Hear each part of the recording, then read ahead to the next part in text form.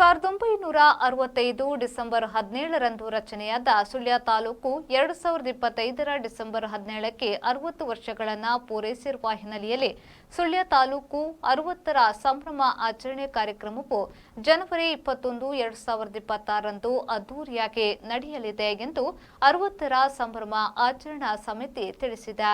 ಸುಳ್ಯದಲ್ಲಿ ಸುದ್ದಿಗೋಷ್ಠಿ ನಡೆಸಿ ಮಾತನಾಡಿದ ಶಾಸಕಿ ಭಾಗೀರಥಿ ಮುರಳಿ ಅವರು ಅಂದು ಬೆಳಿಗ್ಗೆ 9:30ಕ್ಕೆ ಸುಳ್ಯ ಶಾಸ್ತ್ರಿ ವೃತ್ತದಿಂದ ಟ್ಯಾಬ್ಲೋಗಳು, ವಿವಿಧ ಕಲಾ ತಂಡಗಳು, ತಾಲೂಕಾಡಳಿತ ಜನಪ್ರತಿನಿಧಿಗಳು, ವಿವಿಧ ಸಂಘ ಸಂಸ್ಥೆಗಳು ಹಾಗೂ ಸಾರ್ವಜನಿಕರ ಭಾಗವಹಿಸುವಿಕೆಯಿಂದ ಭವ್ಯ ಮೆರವಣಿಗೆ ನಡೆಯಲಿದೆ.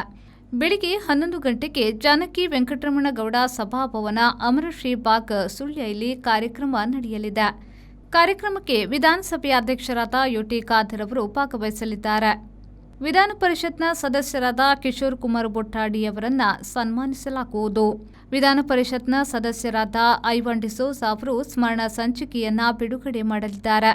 ಕಾರ್ಯಕ್ರಮದಲ್ಲಿ ಕೇಂದ್ರದ ಮಾಜಿ ಸಚಿವರಾದ ಡಿವಿ ಸದಾನಂದ ಗೌಡ, ಸಂಸದ ಬ್ರಿಜೇಶ್ ಚೌಟಾ, ಕೇಂದ್ರದ ಮಾಜಿ ಸಚಿವರಾದ ಜನಾರ್ದನ ಪೂಜಾರಿ, ಮಾಜಿ ಸಂಸದ ನಳಿನ್ ಕುಮಾರ್ ಕಟೀಲ್, ಮಾಜಿ ಶಾಸಕರಾದ S Angara, K Kushala, doctor K V Chidananda, reverend father Alvin Edward D'Cunha, Manjunath Bhandari ಸೇರಿದಂತೆ ಹಲವು ಗಣ್ಯರು ಭಾಗವಹಿಸಲಿದ್ದಾರೆ ಎಂದು ಹೇಳಿದರು.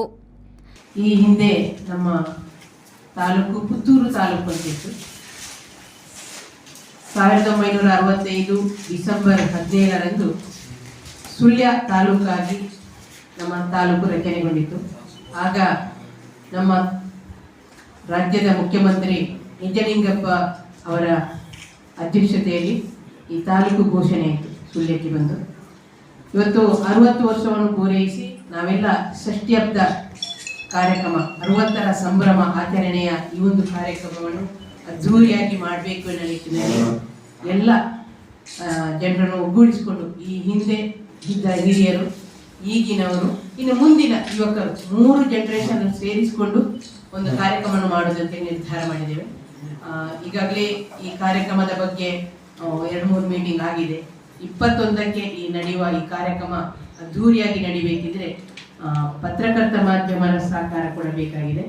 ಆ ನಿಟ್ಟಿನಲ್ಲಿ ಇವತ್ತು ಈ ಒಂದು ಪತ್ರಿಕಾಗೋಷ್ಠಿಯನ್ನು ಕೂಡ ಇಲ್ಲಿ ಇಟ್ಟುಕೊಂಡು ಇವತ್ತಿನ ಈ ಒಂದು ಕಾರ್ಯಕ್ರಮವನ್ನು ಇಡೀ ಪ್ರಚಾರ ಮಾಡಿ ನೀವು 21ಕ್ಕೆ ಇಡೀ ಸುಳ್ಯ ತಾಲೂಕಿನ ಎಲ್ಲ ಜನ, ಅದರಲ್ಲಿ ಯಾವುದೇ ಜಾತಿ ಮತ ಭೇದ, ಯಾವ ಪಕ್ಷ ಭೇದ ಇಲ್ಲ, ಸುಳ್ಯದ ಜನ ಎಲ್ಲರೂ ಒಗ್ಗೂಡಿ 21ರ ಕಾರ್ಯಕ್ರಮವನ್ನು 60ರ ಸಂಭ್ರಮವನ್ನು ಸಂಭ್ರಮಿಸಬೇಕು ಎನ್ನುವ ಉದ್ದೇಶದಿಂದ ಈ ಕಾರ್ಯಕ್ರಮ ಹಮ್ಮಿಕೊಂಡಿದ್ದೇವೆ. ಎಲ್ಲರೂ ಇದರಲ್ಲಿ ಪಾಲ್ಗೊಂಡು ಕಾರ್ಯಕ್ರಮವನ್ನು ಯಶಸ್ವಿಗೊಳಿಸಬೇಕಾಗಿ ಈ ಮೂಲಕ ವಿನಂತಿಯನ್ನು ಮಾಡಿಕೊಳ್ತೇವೆ. ಪುಷ್ಪರಾಜ್ ಶೆಟ್ಟಿ, ವಿ4 ನ್ಯೂಸ್, ಸುಳ್ಯ.